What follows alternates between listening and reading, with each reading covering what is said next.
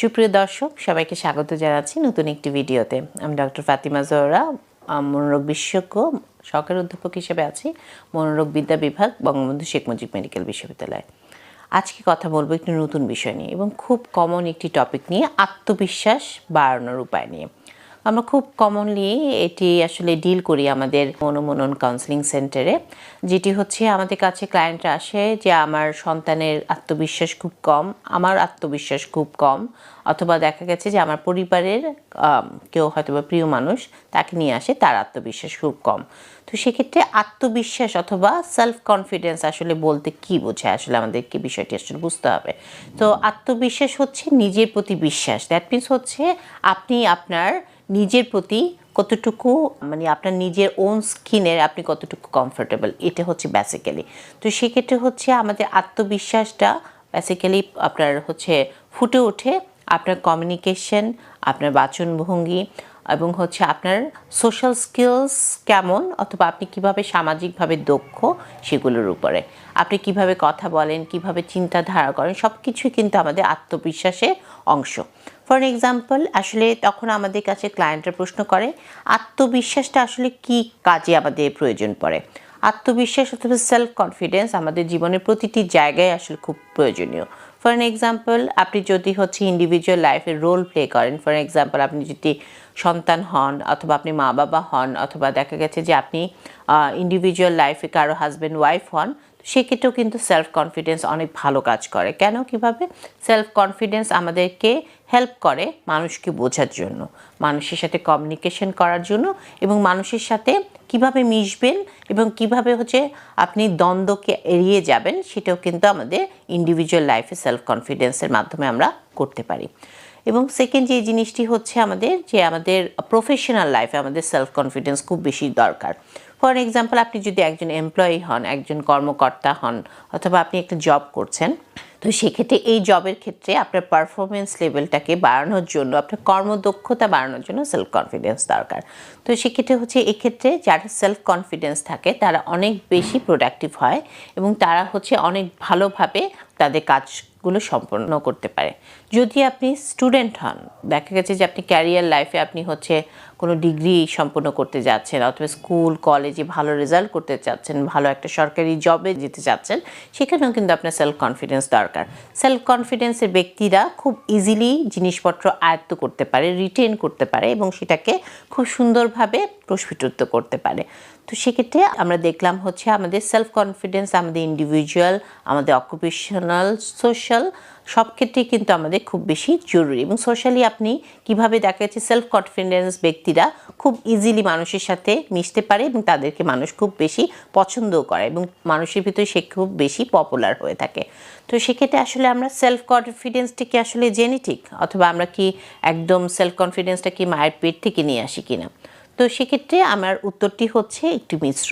তো সেক্ষেত্রে হচ্ছে আপনার সেলফ কনফিডেন্সটা কিছুটা আপনার জেনেটিক থেকে আসলেও কিন্তু সেটা 70% আসে হচ্ছে আপনার পারিবারিক, এনভায়রনমেন্টাল এবং হচ্ছে আপনার এক্সিকিউশনের মাধ্যমে। দ্যাট মিনস হচ্ছে আপনি কীভাবে এই সেলফ কনফিডেন্সটাকে রপ্ত করছেন, কিভাবে আপনি আপনার যেই প্রত্যেকটি মানুষের ক্ষেত্রে হচ্ছে কিছু পজিটিভ দিক এবং কিছু দুর্বল দিক থাকে, দুর্বল দিকগুলোকে চর্চার মাধ্যমে আমরা সেলফ কনফিডেন্স বাড়িয়ে থাকি। ফর এক্সাম্পল হচ্ছে অনেকের ক্ষেত্রে দেখা গেছে কথা বলতে জড়তা থাকে, অথবা দেখা যাচ্ছে যে কোনো সোশ্যাল গ্যাদারিংয়ে গেলে তাদের এই জড়তাটা সেলফ কনফিডেন্সের অভাবে খুব ভালোভাবেই প্রকাশ পায়। অন্যথায় দেখা গেছে অন্য একটি মেয়ে অথবা একটি ছেলে, দেখা যাচ্ছে সে খুব সুন্দরভাবেই তার যে জিনিসটি আসলে পড়েছে, অথবা দেখা গেছে সে জিনিসটা যেটা বলতে চায়, সে খুব সুন্দরভাবে বাচনভঙ্গির মাধ্যমে অথবা কমিউনিকেশনের মাধ্যমে অপর একটি মানুষের সাথে সে খুব ভালো একটা সম্পর্ক স্থাপন করতে পারছে, যেটা সেলফ কনফিডেন্সের মাধ্যমে যারা সেলফ কনফিডেন্স অথবা আত্মবিশ্বাসী কম তারা কিন্তু দেখা গেছে সেটা করতে পারে না। তো কী কী জায়গায় আসলে সেলফ কনফিডেন্সের অভাব দেখা যায়, অথবা অভাব হলে আমরা কোন কোন জায়গায় আসলে পিছিয়ে পড়ি? তো সেক্ষেত্রে ইন্ডিভিজুয়াল লাইফে আপনি রোল প্লেগুলো করতে আপনি অনেকটুকু পিছিয়ে পড়বেন। দ্যাট মিনস হচ্ছে আপনার সন্তানরা আপনার কথা শুনবেন না, অথবা হচ্ছে আপনি যদি পরিবারের কারো সন্তান হন তাহলে হচ্ছে আপনার পরিবারের লোকজন আপনাকে গুরুত্ব দিবে না। দ্যাট মিনস হচ্ছে এরপরে হচ্ছে যদি আপনি কর্মক্ষেত্রে যান তো সেক্ষেত্রে হচ্ছে দেখা যাচ্ছে আপনি শাইন করতে পারছেন না, আপনার পারফরমেন্স লেভেল সেরকম দিতে পারছেন না, আপনার বস আপনার প্রতি সন্তুষ্ট হচ্ছে না এবং সামাজিকভাবে দেখা যাচ্ছে আপনি আপনার নিজেকে গুটিয়ে ফেলার একটা প্রবণতা আপনার ভিতরে লক্ষ্য করা যায় এবং আপনি কিন্তু মনে মনে চান যে আমি অনেক ভালোভাবে পপুলার হব, মানুষ আমাকে দাম দিবে, অ্যাটেনশন দিবে, কিন্তু কোনোভাবে আপনি নিজেকে পপুলার অথবা আপনি সেভাবে অ্যাটেনশন মানুষের কাছ থেকে নিতে পারছেন না। তো সেলফ কনফিডেন্সের অভাবে আমরা দেখা গেছে যে আমরা সবখান থেকে কিন্তু পিছিয়ে পড়ছি। তো কিভাবে আসলে আমরা সেলফ কনফিডেন্সটাকে বিল্ড করব? জি দর্শক, সেলফ কনফিডেন্স বিল্ড আপ করার জন্য আমাদের কাউন্সেলিং থেরাপি আছে, যেটি হচ্ছে যেই কাউন্সেলিং থেরাপিটির মাধ্যমে আমরা কিছু কিছু দক্ষ কৌশল আপনাদেরকে শিখিয়ে দিই 16টা সেশনের মাধ্যমে, যেটা আমাদের নিয়মিতভাবে মনন কাউন্সেলিং সেন্টারে হচ্ছে। এই 16টি সেশনের মাধ্যমে আমরা এই আপনার যে আত্মবিশ্বাসের যে কৌশলগুলো সেগুলোকে আমরা ভাগ ভাগ করে আপনাদেরকে বুঝিয়ে দিই। কমিউনিকেশন লেভেলে, ইন্টারাকশন লেভেলে, ইমোশনাল ইন্টেলিজেন্স একটি অংশ আছে যেটিকে বলা হয় সামাজিক দক্ষতার জন্য আসলে পরিপূরক। এই ইমোশনাল ইন্টেলিজেন্সটাকে আমরা খাটিয়ে থাকি আপনার প্রত্যেকটা ইন্ডিভিজুয়াল লাইফে। যে জায়গাগুলোতে আপনার দুর্বলতা আছে সেই দুর্বলতাগুলোকে আমরা পজিটিভ দিক দিয়ে আমরা রিপ্লেস করে থাকি এই কাউন্সেলিংয়ের মাধ্যমে।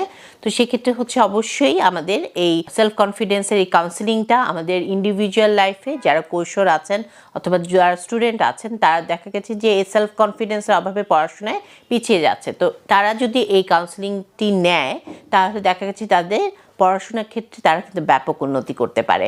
এবং যারা জব করছেন, যাদের আত্মবিশ্বাস কম, তো তাদের ক্ষেত্রে যদি আপনি সেটা নেন দেখা গেছে যে আপনার কর্মদক্ষতা আস্তে আস্তে করে অনেক বেশি বেড়ে যাচ্ছে এবং আপনি আপনার নিজের ভিতরে আত্মতৃপ্তি অনুভব করছেন। তো সেলফ কনফিডেন্স সবারই আসলে খুব কাম্য। তো সেক্ষেত্রে সেলফ কনফিডেন্সের জন্য আমরা সেলফ কনফিডেন্সে কাউন্সেলিং থেরাপিটি নিতে পারি এবং এটির মাধ্যমে আমাদের জীবনযাপনকে খুব সুন্দরভাবে সাজিয়ে তুলতে পারি। সেলফ কনফিডেন্স নাই অথবা আত্মবিশ্বাসী আমি কম এই ভেবে স্যাড হয়ে বসে থাকলে কিন্তু হবে না। তো সেক্ষেত্রে অবশ্যই আমরা এখনও খুবই আধুনিক হয়ে গেছি, আমাদের হাতে কাছেই মোবাইল আছে। তো সেক্ষেত্রে হচ্ছে অবশ্যই আপনি সরাসরি যোগাযোগ করতে পারেন মনন কাউন্সেলিং সেন্টারে আপনার এই কাউন্সেলিং থেরাপিটি নেওয়ার জন্য। তো সেক্ষেত্রে হচ্ছে সবাই আত্মবিশ্বাসী হয়ে উঠুন এবং আপনার নিজের মন ও মননের মহিমায় পুরো বিশ্বকে জয় করুন। এই প্রত্যাশায় আমি ডক্টর ফাতিমা জোহরা সবার কাছ থেকে বিদায় নিচ্ছি। সবাই ভালো থাকুন, সুস্থ থাকুন। আসসালামু আলাইকুম।